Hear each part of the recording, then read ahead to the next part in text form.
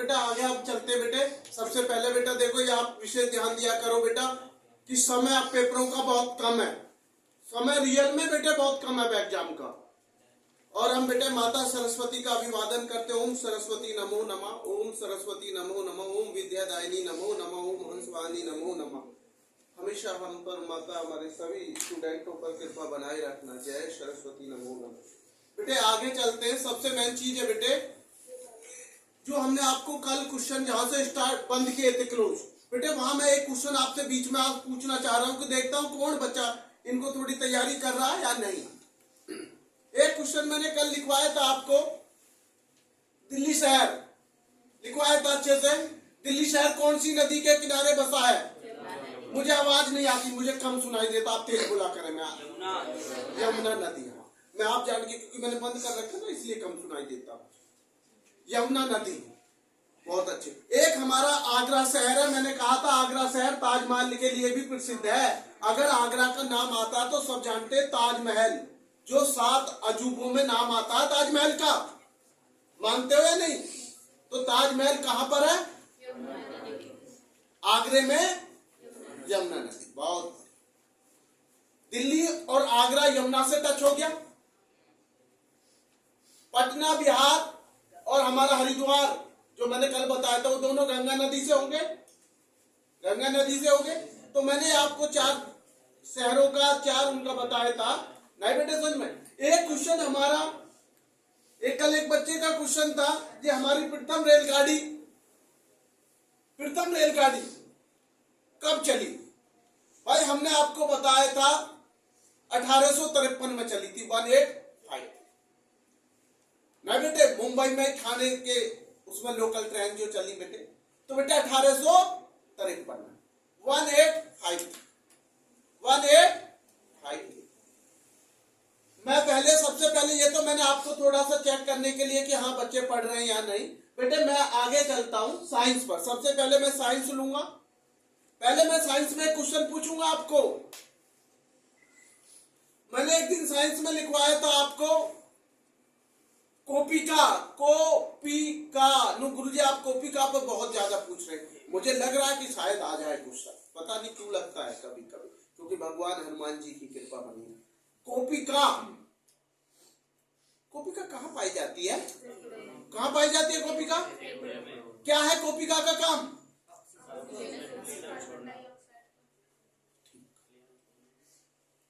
एक हमने बताया था आपको पीयूष ग्रंथि, जिसे मास्टर ग्रंथि भी कहते हैं।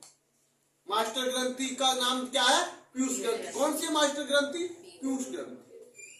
वो हमारे जो हार्मोन संतुलन सारा बैलेंस बना के रखती है बेटे। छोटी होती है मगर काम बहुत बड़ा। जब मास्टर नाम लग गया तो मास्टर माइंड है ना, जैसे आपके मॉडल पेपर में मास्टर माइंड, बड़ी सोच समझ के रखा उन्होंने भी मॉडल का नाम मास्टर माइंड। आगे चलते हैं, आप समझिए। आप देखो बेटा सबसे मेन पॉइंट मेरा क्या है क्वेश्चन का, देखो ईंधन एवं फ्यूल हो गया। ईंधन फ्यूल है हमारा, समझ लीजिए इंग्लिश वालों को, ईंधन फ्यूल है। औषधियां सब जानते हैं, मेडिसिन, दोनों भाषा में आप समझिए। हमारे औषधियां क्या होती है? सारी मेडिसिन। और ईंधन क्या होता? फ्यूल। फ्यूल जितना ईंधन, ईंधन में कुछ भी फ्यूल हो सकता, समझ रहे ना, के रूप में उपयोग होता है। यूज, प्रयोग। एथेनॉल क्या होता? ये औषधि में भी आता और ईंधन में भी आता। भाई साहब ध्यान रखना, एथेनॉल। आपसे कोई पूछने लगे भाई औषधि और ईंधन में कौन सा प्रयोग होता है, उपयोग जो औषधि और ईंधन के लिए, तो आप लिखेंगे एथेनॉल। अकेला ईंधन नहीं पूछा है, उसने औषधियां मेडिसिन भी लगा दी है। फ्यूल के साथ साथ मेडिसिन को भी आपने पूछा, उसमें भाई किसका यूज होता है? एथेनॉल। नहीं समझ में? क्लियर है? अगला क्वेश्चन करते हैं हम। खाना बनाते समय ये सभी जानते हैं कि जब खाना बनाया जाता है और बिना खाना खाए ये जीव सृष्टि भी नहीं चलती, ये तो मानते ही, खाने में कुछ भी हो। खाना बनाते समय यदि बर्तन, जानते हैं सब बर्तन की जो तली होती है, तली का मतलब नीचे, तली बाहर से काली हो जाए। क्या हो जाए? बाहर से काली, ब्लैक। तो इस हो रही है, तो इसका मतलब क्या है भैया? आप समझिए। आपको लग रहा होगा क्वेश्चन बहुत आम है, क्वेश्चन आम है, साधारण है, लेकिन मायने बहुत बड़े हैं। जब खाना बनाते समय यदि आप ये समझ लीजिए, बर्तन की जो तली है बाहर से, मैं अंदर से नहीं बोल रहा भाई, बाहर से बोल रहा हूं, वो काली हो रही है। क्या हो रही है? काली नीचे से। और इसका मतलब क्या है? उसने पूछा इसका मतलब क्या? अरे भैया, ईंधन पूरी तरह से नहीं जल रहा है का मतलब, या तो गैस नहीं चल रहा सही पूर्ण रूप से, या आप जो भी लकड़ियों से चला रहे हैं, जो भी आप काम कर रहे हैं, इसका मतलब ईंधन पूरी तरह से नहीं जल रहा, फ्यूल आपको पूरी तरह से काम नहीं कर रहा, जल नहीं रहा। नहीं बेटा, आपकी समझ में क्वेश्चन यहां याद हो जाने चाहिए। मैं घर के लिए नहीं छोड़ता, घर के लिए केवल एक बार कहता हूं, एक बार वीडियो देखिए तो आपको सारे याद हो जाएंगे। एक बार में याद ना हो, दोबारा में याद हो जाएंगे। अरे आप ये सोच के चलिए, हम 5 क्वेश्चन 6 क्वेश्चन साइंस के करके चल रहे, 10 एसएसटी के कर रहे, 4-5 मैथ के चल रहे, 20-25 क्वेश्चन अगर होके चल रहे डेली, तो इससे बड़ी क्या बात है आपके लिए? राइट बेटा, समझ में? तो मैंने आपको बताया, खाना बनाते समय यदि बर्तन की तली बाहर से काली हो रही है, तो इसका मतलब क्या? आंसर ये रहा, ये लिख दिया मैंने, ईंधन पूरी तरह से नहीं जल रहा। ये है भाई आंसर, अच्छे से देख लेना, ये है आंसर, ये रहा, यहां से आंसर है भाई, ये ईंधन पूरी तरह से नहीं जल रहा, ये इसका आंसर है, उत्तर। क्लियर है? आगे चले। देखो बेटा, अगला क्वेश्चन है, ये आपने हो सकता है कुछ बच्चों ने तो आज पहली बार नया नाम सुना हो साइंस। सच बताऊं आपको, कुछ बच्चे होंगे जरूर। देखो क्या नाम है, बक मिनिस्टर। देखो बक मिनिस्टर, मैं ई आदन है, आदर्श है, टैर है, सुना ना कुछ नया नाम? फुलीन, बक मिनिस्टर फुलीन एक अपरूप है, अपर रूप है। बहुत ये जरूरी है, हो सकता भाई नया आपने सुना हो, मानते हैं नहीं? और कुछ बच्चों ने सुनते। देखो, हर बच्चा जितनी मेहनत करेगा वो नए नए नाम खोज के लाएगा। यहां मैंने लिखा, बक मिनिस्टर फुलीन एक अपरूप है या अपर रूप है। ये कार्बन का है भाई, किसका है? कार्बन का ही अपरूप है ये। बक मिनिस्टर फुलीन किसका अपर रूप है? ये कार्बन, कार्बन, कार्बन, सी सी सी। समझ गए? क्लियर है? अगर ये नया नाम आ जाए तो आप इसका तुरंत सोचना, समझ नहीं, कार्बन पे टिक कर देना, ज्यादा लंबे तक मत जाना। चले आगे। ये कह रहा है प्रोपेन, आपने प्रोपेन सुना है? एक बार मैंने पहले भी प्रोपेन बताया आपको। प्रोपेन जैसे आपने एथेन, मैथेन, समझो मैं थोड़ा फालतू बोल जाता हूं इसमें। Methane CH4, CH4, carbon C होगा, H हाइड्रोजन होगी, CH4, है ना? अगर आपसे मैथेन की ओर पूछ लिया जाए तो आप क्या लिखेंगे? CH4। Ca का H के नीचे कितनी है? 4। आपसे पूछ लिया जाए एथेन C2H6, क्या होता है एथेन का? C2H6। मैंने आपकी समझ में? मैंने पूछा प्रोपेन का रासायनिक सूत्र, तो भैया C की 3 है, H की 8 है। C की कितनी है? Carbon 3, hydrogen 8। मैं तो ऐसे याद करूंगा, कार्बन 3, हाइड्रोजन 8। किसमें गुरुजी? प्रोपेन में। कार्बन कितनी है? 3। हाइड्रोजन कितनी है? कभी नहीं भूलोगे फिर आप ऐसे याद करा करो ना इन्हें, किसी एक हाइड्रोजन किसी की मानो 4 है तो आपको 4 याद रखो, किसी की C2 है।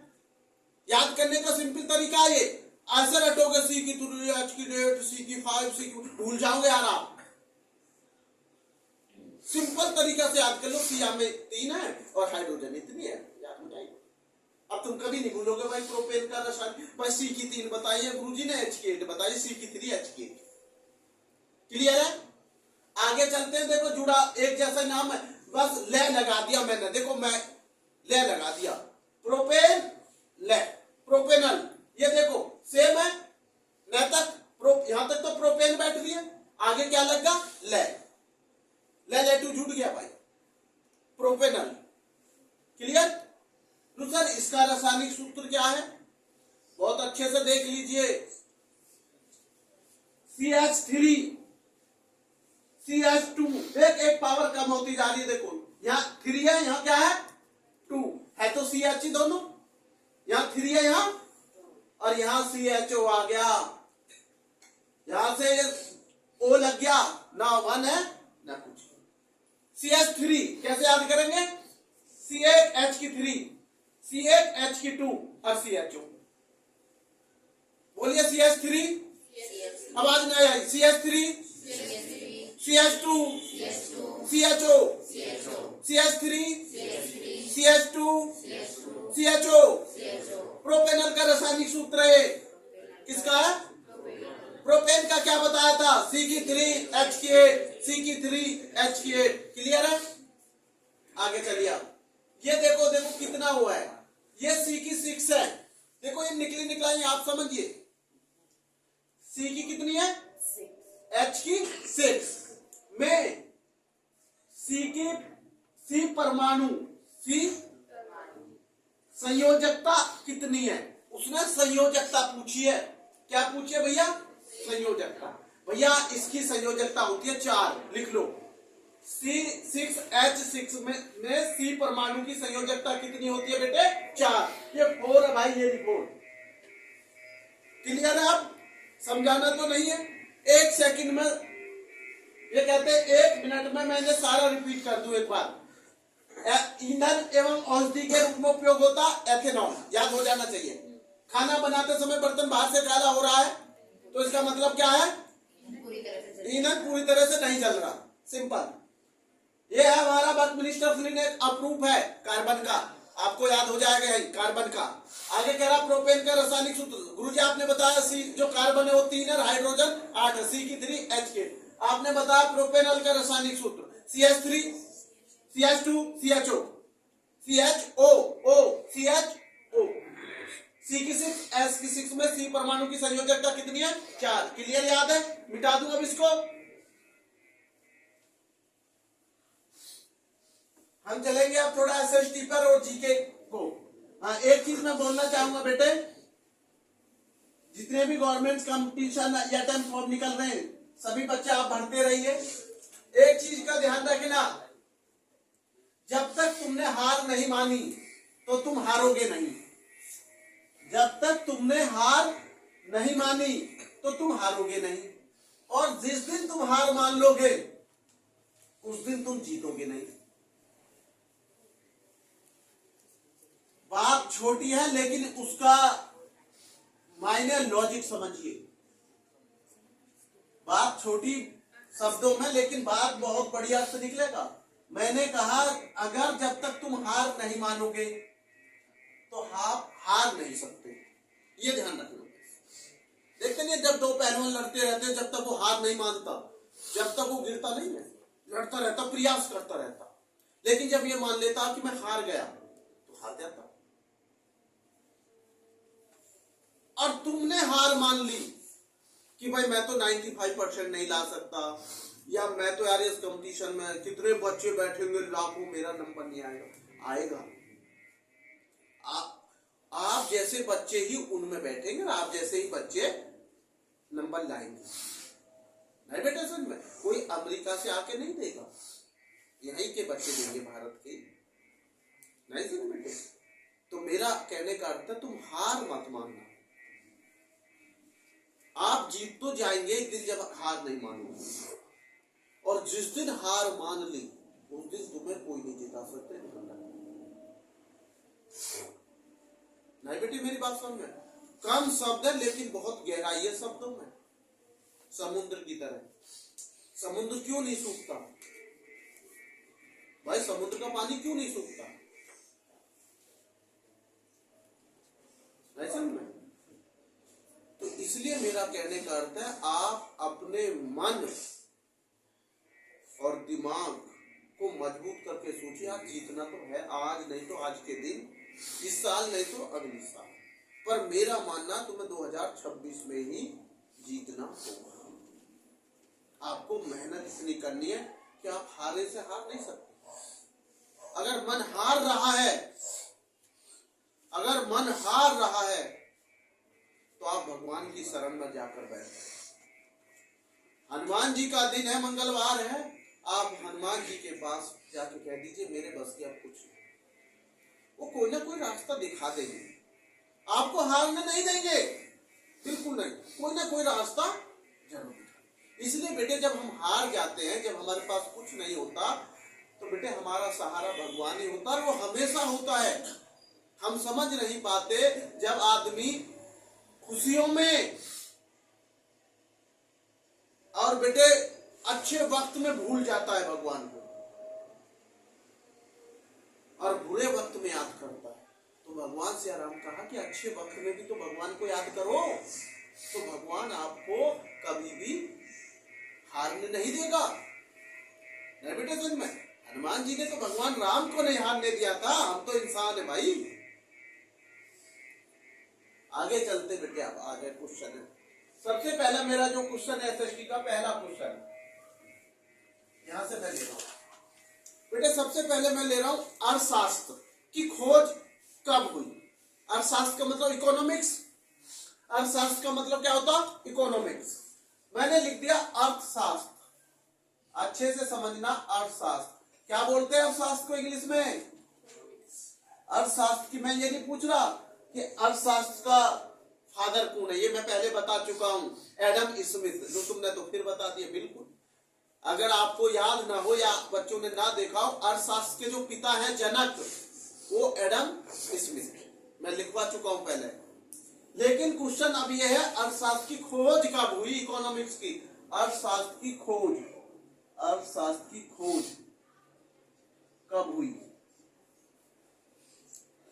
अर्थशास्त्र की खोज कब हुई, ये लिख दिया भैया। मैं आंसर दे रहा हूं आपको बेटे। अर्थशास्त्र को समझ के होंगे, अर्थशास्त्र को इंग्लिश में क्या बोलते हैं, इकोनॉमिक्स। क्योंकि सीबीएसई में बेटे हमारा बच्चा इकोनॉमिक्स को वो करता है ना, सीबीएसई जो इंग्लिश बोर्ड होती है उन्हें बेटे हम, तो इकोनॉमिक्स के जो फादर है बेटे वो एडम स्मिथ है, जो हमने पहले आपको दे दिया। अब मेरा क्वेश्चन है कि अर्थशास्त्र की खोज कब हुई।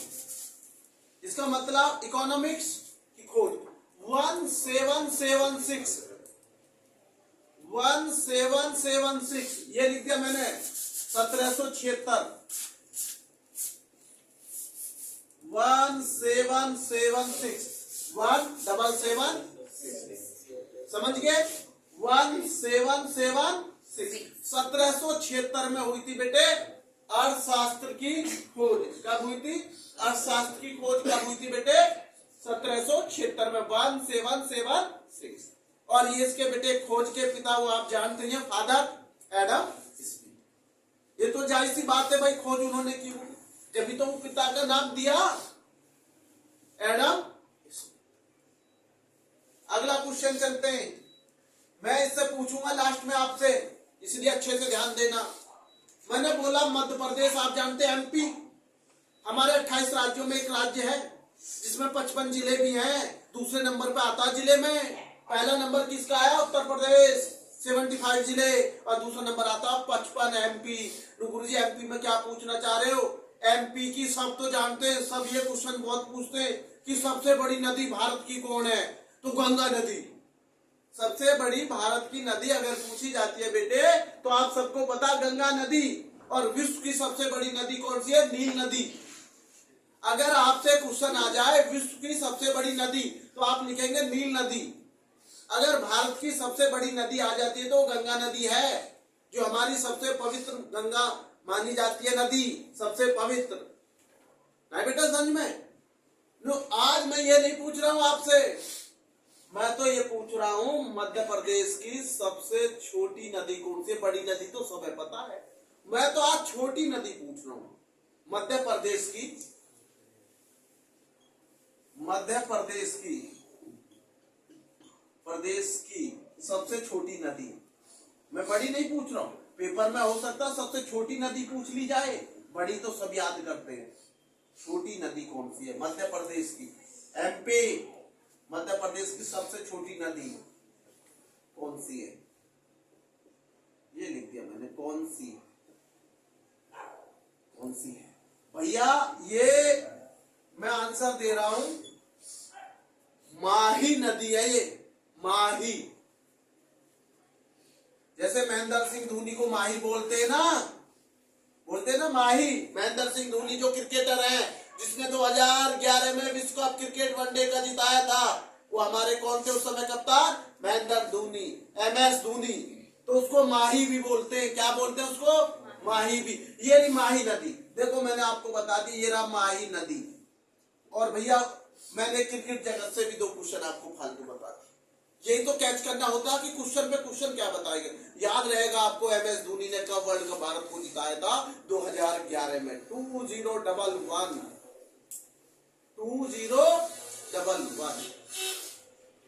नहीं बेटे सच में? तो महेंद्र सिंह धोनी ने, और उनको क्या बोलते हैं? माही। तो ये मैंने लिख दिया बेटे, मध्य प्रदेश की सबसे छोटी नदी कौन सी है? माही नदी। क्योंकि महेंद्र सिंह धोनी के नाम पर आधे भूलेंगे नहीं, माही है ना, इसलिए मैंने उनका नाम थोड़ा सा बताया आपको, माही नदी। सबसे छोटी मध्य प्रदेश की कौन सी नदी? माही नदी। आगे चलते हैं भाई, एक क्वेश्चन बताएंगे आप लोग। भारत का संविधान लिखकर कब तैयार हो गया था? मैंने लागू नहीं पूछा है, क्वेश्चन गलत आंसर मत देना। मैंने पूछा भारत का संविधान लिखकर कब तैयार हो गया था। लागू तो आप सबको पता है कि भैया 26 जनवरी 1950 में लिखित में लागू हुआ था संविधान। लेकिन मैंने पूछा लिखकर कब तैयार हो गया था पूर्ण रूप से? 26 नवंबर 1949, 1949। अरे जब लागू 50 में हो गया तो लिखने बाद में होगा, लिखा तो पहले गया होगा। तो भैया इसको लिखा गया था 26 नवंबर 1949 में, लिखकर तैयार हो गया था, वो रिपोर्ट सबमिट सब कर दिया। लेकिन लागू लिखित संविधान कब हुआ था बेटे? 26 जनवरी 1950, 1950। क्लियर है? आगे चलते हैं।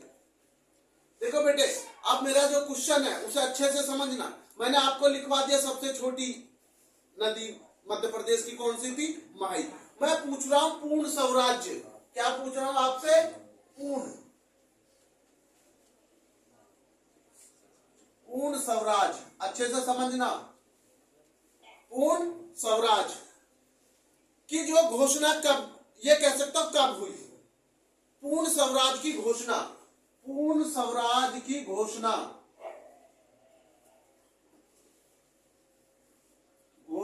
कब हुई? ये लिख दिया मैंने, कब हुई? पूर्ण स्वराज की घोषणा कब हुई?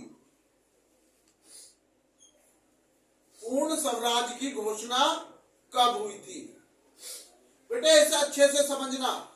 वैसे तो कहा जाता है कि भैया 1929 में ही इसकी घोषणा हो गई थी लाहौर में।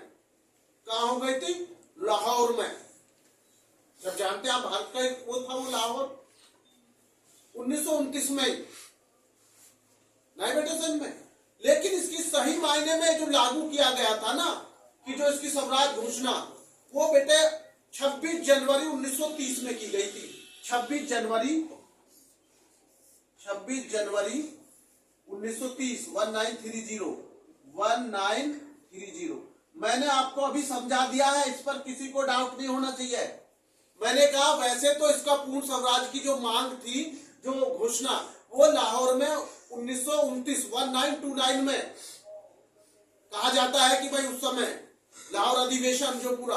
लेकिन बेटा इसको पूर्ण रूप से जो लागू किया गया वो 26 जनवरी 1930 में लागू किया गया। नहीं बेटा समझ में? जैसे मैंने अभी आपको पहले बताया था भाई, हमारा जो संविधान है वो लिखकर 26 नवंबर 1949 में हो गया था, लेकिन वो लिखित में कब लागू हुआ? 26 जनवरी 1950 में। तो बेटे पूर्ण स्वराज की जो घोषणा हुई थी वो वैसे तो लाहौर में 1929 में हो गई थी, लेकिन उसको पूर्ण रूप से उसमें 26 जनवरी 1930 में हुई थी पूर्ण स्वराज की घोषणा। क्लियर है? आगे चलते हैं बेटे। पूर्ण स्वराज जो स्वराज पार्टी के अध्यक्ष कौन थे? स्वराज पार्टी के कोई तो अध्यक्ष होगा। मैंने लिख दिया स्वराज पार्टी। स्वराज पार्टी के अध्यक्ष कौन थे? पार्टी के अध्यक्ष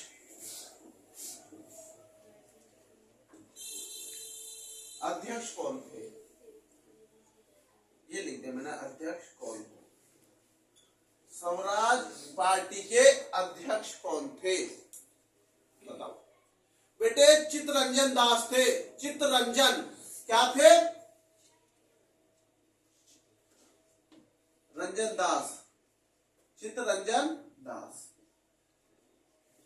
ये लिख दिया बेटे मैंने, चित्तरंजन दास। समझ गए बेटे? चित्तरंजन दास क्या थे? स्वराज पार्टी के अगर आपसे अध्यक्ष पूछ लिया जाए, नहीं बेटे समझ में? अगर आपसे स्वराज पार्टी के अध्यक्ष पूछ लिया जाए तो क्या थे? चित्तरंजन दास।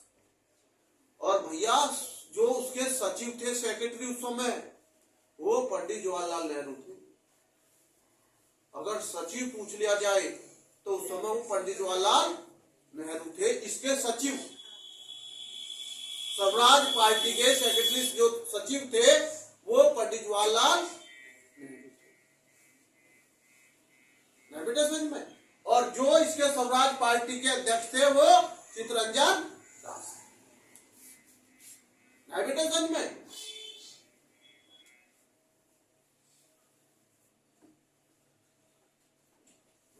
आगे चलते बेटे। क्वेश्चन को बेटे समझने का पूरा प्रयास करा करो और उसको बेटा लिख लिख कर बार बार देखा करो। लिखने से बेटे आपकी स्पीड तेज हो जाएगी और आपकी लेख भी अच्छा हो जाएगा और आप भूलेंगे भी नहीं जो क्वेश्चन लिख लिख कर याद करते हैं बच्चे। लिख लिख कर याद करने का सबसे अच्छा तरीका होता, अगर आप उसको नहीं भूलना चाहते हैं तो सबसे आसान तरीका है लिख कर वो करने का। नहीं बेटा समझ में? हाँ बेटे। अगला क्वेश्चन, ए बेटे आवाज नहीं। अगला क्वेश्चन, भारतीय संविधान। क्या बेटे? भारतीय संविधान।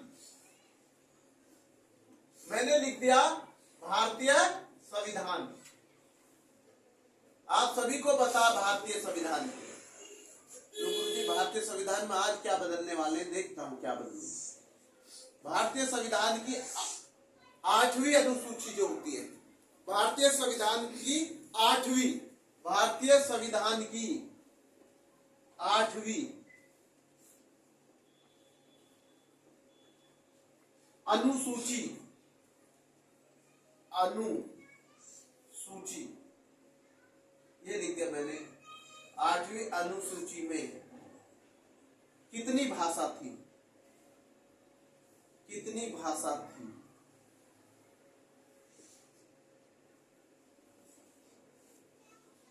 ये मैंने, आप अच्छे से समझ लीजिए। मैंने कहा भारतीय संविधान की 8वीं अनुसूची में कितनी भाषाओं की मान्यता दी गई या कितनी भाषा थी। आप ये समझ सकते हैं कि भारतीय संविधान में 8वीं अनुसूची में कितनी भाषाओं को मान्यता दी गई या कितनी भाषा थी। क्लियर है? कितनी भाषा को मान्यता दी गई भारतीय संविधान में 8वीं अनुसूची में? तो बेटे 22 आंसर आएगा 22 भाषा। कितनी भाषा? 22 भारतीय संविधान में 8वीं अनुसूची में 22 भाषाओं को मान्यता दी गई थी। 22 भाषाओं को मान्यता दी गई थी। नहीं बेटा अभी समझ में? किसमें? भारतीय संविधान की 8वीं अनुसूची में। भारतीय संविधान की 8वीं अनुसूची में 22 भाषाओं को मान्यता दी गई। नहीं बेटा समझ में? अब मैं एक चीज पूछ रहा हूं बेटे आपसे,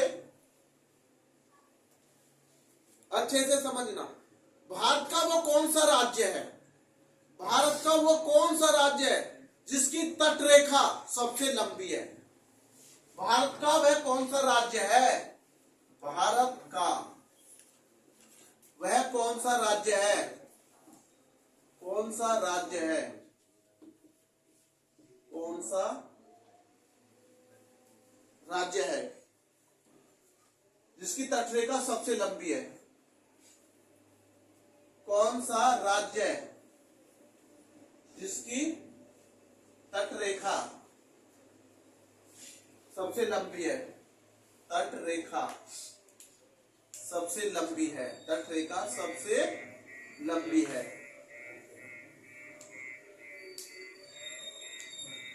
ये मैंने लिख दिया, मैं समझा रहा हूं बेटे। भारत का वह कौन सा राज्य है? किसका बेटे? भारत का वो कौन सा राज्य है जिसकी तटरेखा सबसे लंबी है? बेटे गुजरात। आंसर में लिख दो गुजरात। गुजरात की सबसे लंबी तटरेखा बेटे ये लिख दी मैंने, गुजरात। भारत की सबसे भारत का ऐसा राज्य कौन सा है? गुजरात, जिसकी तटरेखा बेटे सबसे लंबी है तटरेखा। वो कौन सा राज्य है बेटे? गुजरात, जो कि हमारे कर्क रेखा भी होकर गुजरती है गुजरात से। मैंने कल आपको समझाया था कि गुजरात से हमारी कर्क रेखा भी गुजरती है, जो 3214 किलोमीटर लंबी रेखा है, वो गुजरात होते हुए भी निकलती है भाई। 8 राज्य बताए थे मैंने, और मैंने आपको एक आंसर भी छोड़ा था। उस आंसर का जवाब मुझे नहीं दिया आपने अभी। आज फिर वही दिन देता हूं कि कल मैं उसका आंसर पूछूंगा। 4 राज्यों का तो मैंने आपको एक ट्रिक बताई थी। राम मित्र, र से राजस्थान, मैं से मध्य प्रदेश, और मी से मिजोरम, और ते से त्रिपुरा।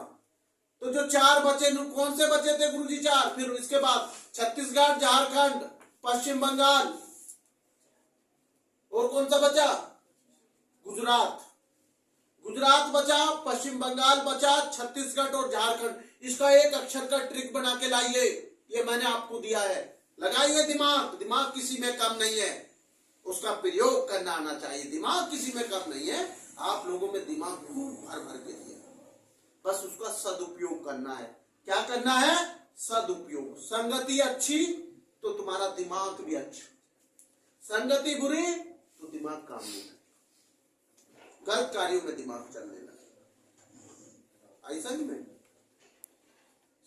और महान व्यक्ति तो बेटे वो होता है जो बेटे अपने साथ साथ दूसरों को आगे बढ़ा ले, पीछे नहीं खींचता वो कभी, वो आगे बढ़ाता है।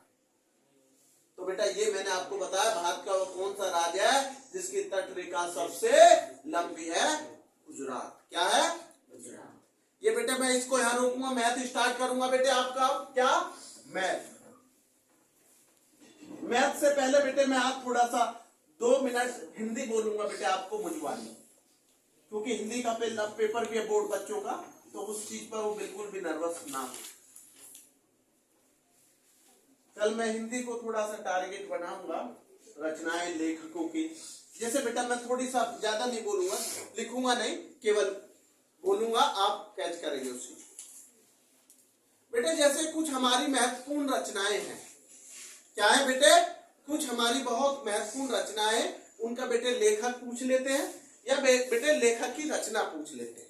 किस लेखक की रचना कौन सी है? चाहे तो बेटे वो एमसीक्यू में पूछ ले, चाहे 1 नंबर के अलग तरीके से। जैसे मैंने क्वेश्चन पूछ रहा हूं आपको, और बेटे ये हमारे यूपी टेट, सी टेट, इनमें भी हिंदी के क्वेश्चंस होते हैं, और बेटे गवर्नमेंट कंपटीशन में भी हमारे हिंदी के बहुत सारे क्वेश्चन होते हैं। मातृभाषा हमारी हिंदी है, तो इसलिए बेटे हम उसको कमजोर नहीं कर सकते, बहुत अच्छे से पढ़ के चलना चाहिए। भाषा कोई बुरी नहीं होती, बस ये कि हम पर उसका सदुपयोग करना आना चाहिए। तो मैं क्वेश्चन जो आपसे पूछ रहा हूं, मेरा सबसे मेन पॉइंट होता है बेटा आप सब लोगों से, जैसे मैंने एक दिन आपको बताया था गुनाहों का देवता। किसका बताया था? गुनाहों का देवता। गुनाहों का देवता धर्मवीर भारती। कौन थे? धर्मवीर भारती। गुनाहों का देवता को के जो लेखक हैं वो कौन है? धर्मवीर। एक है सूरज का 7वां घोड़ा, सूरज का 7वां घोड़ा, ये भी धर्मवीर भारती। सूरज का 7वां घोड़ा किसकी है? रणबीर भार। ये रहे 7 घोड़े, लेकिन वहां मून है, वहां सूरज है उसमें। तो सूरज का 7वां घोड़ा किसकी है? रणबीर। एक आपकी रचना है गीतावली। तो इसके कवि कौन है गीतावली के? तुलसीदास। तुलसीदास। एक है बीजक के कबीरदास। कौन है? कबीरदास। एक है सूर सागर, सूर सुरावली, साहित्य लहरी। तीनों रचनाओं के कवि हैं सूरदास। गुरु जी कौन से? सूर सागर, सूर सुरावली और साहित्य लहरी। ये हमारे सूरदास जी ने लिखी थी 3 महत्वपूर्ण रचना। नहीं बेटे समझ में? एक रचना है हमारी आंसू। क्या है? आंसू। आंसू बड़े प्रसिद्ध लेखक की रचना है, जयशंकर प्रसाद। किसकी है? जयशंकर प्रसाद। जयशंकर प्रसाद। आगे चलते हैं। एक भारतवर्ष की उन्नति, भारतवर्ष की उन्नति कैसे हो, ये किसने लिखी? भारतेंदु हरिश्चंद्र ने भारतवर्ष की उन्नति। और आप जानते हैं भारतेंदु हरिश्चंद्र कहां जन्मे थे? काशी में। भारतेंदु हरिश्चंद्र कहां जन्मे थे? काशी में।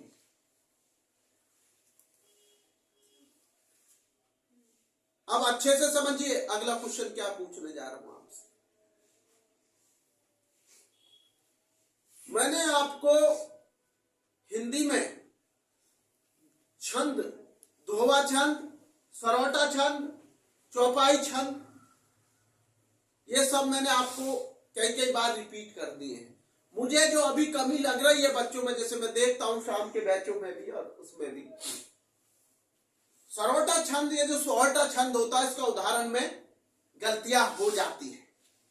कोई दिक्कत नहीं, अभी समय है, अभी समय। आप अपनी जो कमियां हैं, देखो बेटे, कमियां ऐसा कोई इंसान नहीं जिसमें कमियां ना हो। बस फर्क ये है बेटे, कमियों को सुधारना है। क्या होता सुधारना बेटे? कमी। जैसे मैंने कहा सोहटा छंद की परिभाषा उदाहरण सहित, तो आपको अटकना नहीं है। कुछ बच्चे उसमें दोहा की लिख देते हैं, उल्टी मात्रा जहां 11 होती है वहां 13 कर देते हैं, जहां 13 वहां। ये स्वाभाविक गलती बच्चों से हो जाती है, लेकिन हमें वो बच्चों को गलती आपको नहीं करनी। दूसरा कैसे? सोहटा छंद दोहा छंद का उल्टा होता है। सोहटा छंद दोहा छंद का उल्टा होता है। इसमें पहले और तीसरे चरण में 11 मात्रा होती है। क्या होती है? 11, ये लिख दिया मैंने 11, या इस हिसाब से 11 लिखा करो भैया, ऐसे करके थोड़ा सा सही समझा में वो कर लिया करो। या तो 11 हिंदी में लिखा करो या फिर ऐसी उसमें, ये मत लिखा करो, ये हमारा अंग्रेजी भाषा का होता है। 1 लिख देते, अरे ऐसा लिख दिया करो ना 1। पहले और तीसरे चरण में 11 मात्रा होती है, और दूसरे चौथे चरण में 13 मात्रा होती है। दूसरे और चौथे चरण में 13 मात्रा होती है। उसे सोहटा छंद कहते हैं। जैसे जो सुमृत सीधी होए, अच्छे से समझ लो, जो सुमृत सीधी होए, गणनायक करिवर बदन, गणनायक करिवर बदन, करु अनुग्रह सोए, बुद्धि राशि शुभ गुण सदन, बुद्धि राशि शुभ गुण सदन। जो सुमृत सीधी होए, जो सुमृत सीधी होए, गणनायक करिवर बदन, करु अनुग्रह सोए, बुद्धि राशि शुभ गुण सदन। बुद्धि राशि सुगुण सदन। आगे चलता हूं मैं उत्प्रेक्षा अलंकार पर। किस पे? उत्प्रेक्षा अलंकार। जहां उपमेय में उपमान की संभावना हो, जहां उपमेय में उपमान की संभावना हो, उसे उत्प्रेक्षा अलंकार कहते हैं। जहां उपमेय में उपमान की संभावना हो, उसे उत्प्रेक्षा अलंकार कहते हैं। जैसे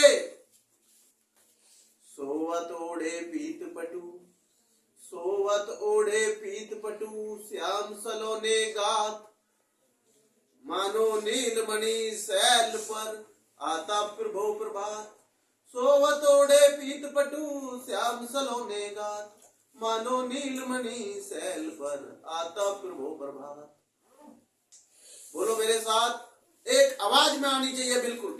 सोवत ओढ़े पीत पटु, मेरे बाद बोला करो। सोवत ओढ़े पीत पटु, श्याम सलोने गात, मानो नीलमणि सैल पर आता प्रभो प्रभात। तो ये हमारा कौन से का उदाहरण है बेटे? उत्प्रेक्षा अलंकार। जब उत्प्रेक्षा अलंकार का उदाहरण है बेटे, मैं आज एक अलंकार अनुप्रास जरूर बोलूंगा, क्योंकि मंगल है रघुपति राघव राजा राम, इसका उदाहरण है रघुपति राघव राजा राम। आपसे पूछ लिया जाए रघुपति राघव राजा राम किसका उदाहरण है अलंकार का, तो आप लिख देना अनुप्रास का। किसका? ये अनुप्रास का। जहां व्यंजनों की बार बार आवर्ती होती है, जहां व्यंजनों की बार बार आवर्ती होती है, उसे अनुप्रास अलंकार कहते हैं। जैसे रघुपति राघव राजा राम, रघुपति राघव, इसमें रे बार बार आया है बेटे, इसलिए अनुप्रास अलंकार है। और एक रस हम जरूर लेते हैं, हास्य रस। ये हमारा बड़ा पेपरों में बार बार आता, अच्छा लगता, बहुत आसान है, बच्चे को लिखते बार मजा आ जाता है। किसी के शरीर की बनावट, किसी के शरीर की बनावट और पहनावे से जो हंसी उत्पन्न होती है, किसी के शरीर की बनावट और पहनावे से जो हंसी उत्पन्न होती है, उसे हास्य रस कहते हैं। जैसे लाल लाल मुंह के बंदर कूद पड़े लंका के। अब हम हिंदी को रोकते हैं, मैथ पर चलते हैं। बेटे हमने आपको एक मैथ का कल एक बहुत सरल तरीका बताया था कि ABC वाला, कि इतने दिन में कार्य इतने दिन में करते हैं BC इतने दिन में करता है, तो A कितने दिन में करेगा, है ना। तो ये आपको पता होना चाहिए कि हमने कैसे कैसे आपको समझाया। बेटे मैं थोड़ा सा बेटे पहले आपको एक छोटी सी चीज ले रहा हूं, ज्यादा बड़ी वो नहीं। मैंने आपको एक दिन आपको ट्रिग्नोमेट्री में मैंने आपको वीडियो में भेजा था साइन स्क्वायर थीटा। अच्छे से समझ लो, sine square theta plus cos square theta किसके बराबर होता है? 1 के बराबर। अच्छे समझ लेना, मैंने आपको एक दिन बताया था sign square theta plus cos square theta किसके बराबर होता? 1 के बराबर होता। Sign square theta plus cos square theta किसके बराबर होता है? 1 के। एक दिन हमने आपको बताया था, आप ही बताएंगे, tan 45 की वैल्यू कितनी बताई थी मैंने टेबल में? बताइए। 1। देखो मैं 1 पे टारगेट कर रहा हूं। पहले sine square plus cos square 1, tan 45 1, cot 45 ये हो गया मेरा 1। 1 तीनों में 1 आ गया, तो आपको 1 1 नहीं भूलेंगे। Sine square plus cos square 1 है, tan 45 1, cot 45 1। बिल्कुल। एक हमने अब आपको बताया था, अच्छे से समझना। नुकुर जी क्या? साइन 30 बताया था आपको, 1/2 बताया था, cos 60 ये भी 1/2। साइन 30 1/2 तो cos 60 भी 1/2 बताया था। ये हम कल आपसे सुनेंगे, ये जो हमने आपको 5-6 बताए हैं।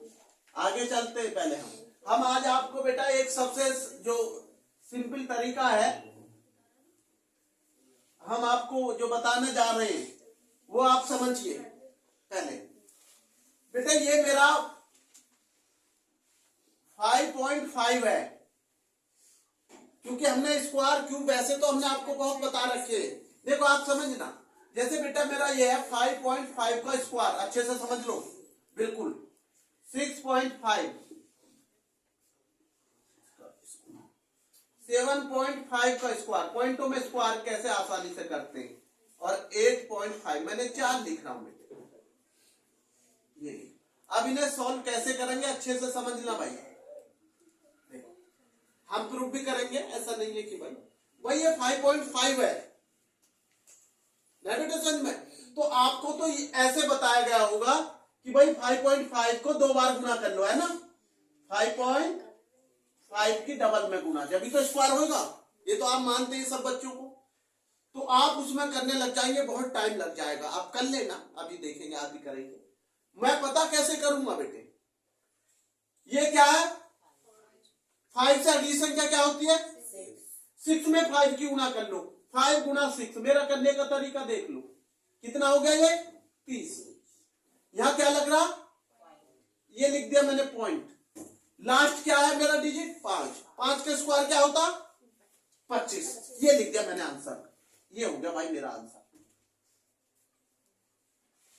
अब भी नहीं आई समझ में बात, देखो समझिए एक बार फिर। भाई 5.5 है, एक बच्चा पीछे से 5.5 की मल्टीप्लाई कर ले। अभी चेक 5.5 गुना 5.5 तो मैं आंसर चेक करा दूंगा आपको। देखो मैंने आपको बोला ये मेरा 5.5 है। सबसे पहली संख्या मेरी क्या है 5, 5 से अगली नेक्स्ट संख्या क्या होती है 6, 5 की 6 में मल्टीप्लाई कर लो तो 30 हो गया। ये रहा, हो गया। यहां क्या लग रहा पॉइंट, तो मैंने पॉइंट लगा दिया। लास्ट में डिजिट क्या है 5, 5 का स्क्वायर सबको पता, 5 गुना 5 कितना होता, ये लिख दिया मैंने। और अब आप उसे चेक कर लीजिए जो मैंने आपको बताया। मैं आपको 5 सेकंड का टाइम दे रहा हूं, चेक कर लीजिए पहले कि क्या ये आ रहा है 30.25 या नहीं आ रहा। गुरुजी कैसे 5.5 में 5.5 की गुणा कर लीजिए। अरे 55 में 55 की करके पीछे से 2 अंक बाद पॉइंट लगा दीजिए। आप ही कर दीजिए, हम नहीं कर पा रहे। ये लो हमने लिख दिया, हमने पॉइंट भूल गए। 5 पूरे 25 को 5 का 80 लगे 2, 5 पूरे 25 और 2 27, और ये हमने लिख दिया 7 और 2 5, ये हमने कर दिया। और यहाँ 0 ये लिख दिया मैंने। और मेरे अंक 2 पीछे कितना है, 1 अंक, यहाँ पॉइंट है 1 अंक, तो यहाँ पॉइंट लग जाएगा। ये आ गया भाई आंसर, जब भी तो वही आया आंसर। और इसमें टाइम लगेगा और उसमें टाइम नहीं लगेगा। नहीं बेटा अभी समझ में। गुरुजी एक और करके दिखाना, कभी ये तुक्का लग रहा हो। हाँ वो भी हम चेक करते हैं, कभी मैथ में तुक्का नहीं लगाना। देखो अब हम देखते हैं आपसे। भाई ये 6 है, 6 से अगली संख्या क्या होगी, तो 6 में 7 की गुणा करी तो कितना हो गया 42। भाई ये 6 है, ये वाला 6 से नेक्स्ट संख्या क्या होगी 7, 6 की 7 में गुणा करी तो 42। और भाई पॉइंट लगा के 25, क्योंकि 5 का स्क्वायर 25। और आप कर लेना, यही आंसर आएगा। अब नहीं करके दिखाऊंगा नो सर। ये कितना, ये 8 7 56, 56.25 ये कर दिया मैंने। और ये हमारा 72.25 ये कर दिया मैंने। नहीं बेटा अभी समझ में। अरे देख लीजिए 7 से अगली संख्या क्या होती है 8 की 7 में मल्टीप्लाई करिए 56, तो 56.25। 8 से अगली संख्या क्या होती है 9 के 8 में मल्टीप्लाई करी 72, और 0.25 तो सबको पता है 5 का स्क्वायर 25। नहीं आई भी बात समझ में। तो ये पॉइंटों में स्क्वायर करना कोई कठिन नहीं है। आप लोग उसे ये सोचते हैं पॉइंटर में है कैसे करूं। अरे भैया पॉइंटर में है, लेकिन उसका अच्छे से समझ। क्लियर है, कोई दिक्कत तो नहीं। ये मैंने आपको एक छोटी सी पॉइंटर की ट्रिक बताई है जिससे आप आसानी से निकाल सकते। नहीं बेटा समझ में। आगे चलते बेटे,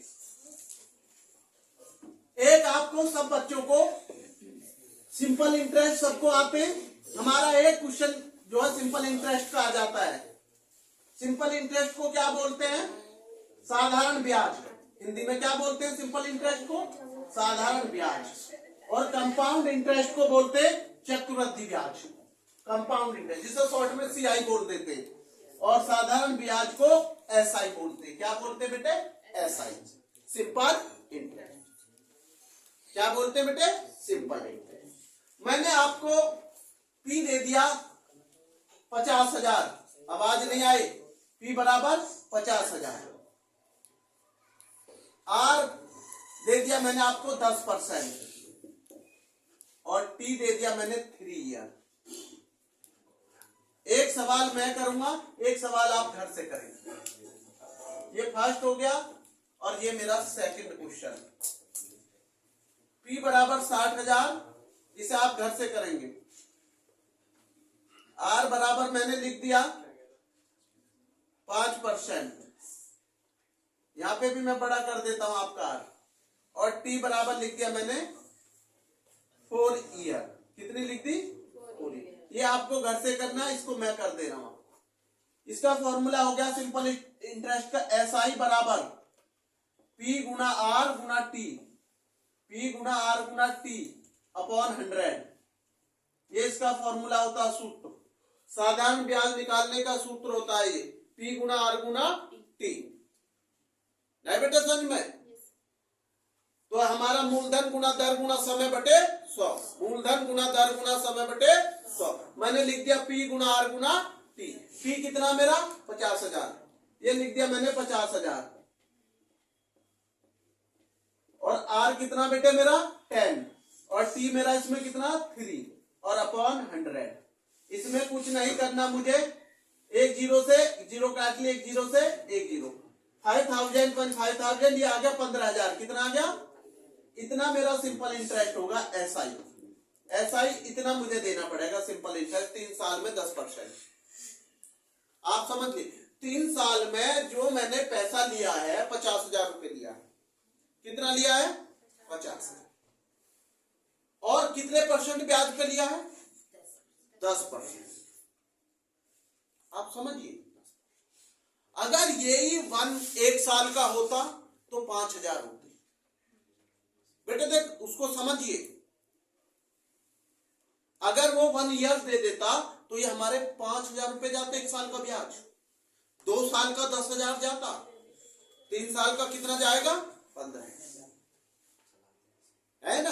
तो बेटे 50,000 तो हमारे ये जाएगा, और भैया हमें 50,000 वो भी तो देने हैं उसके जितना हमने लिया है, और 15,000 ये। तो हम उस जिस बंदे से हमने 50,000 रुपए लिए उसको हम 65,000 रुपए देंगे जब जाके उसको हमें कर्ज मुक्त हो। तो 50,000 वो और 15,000।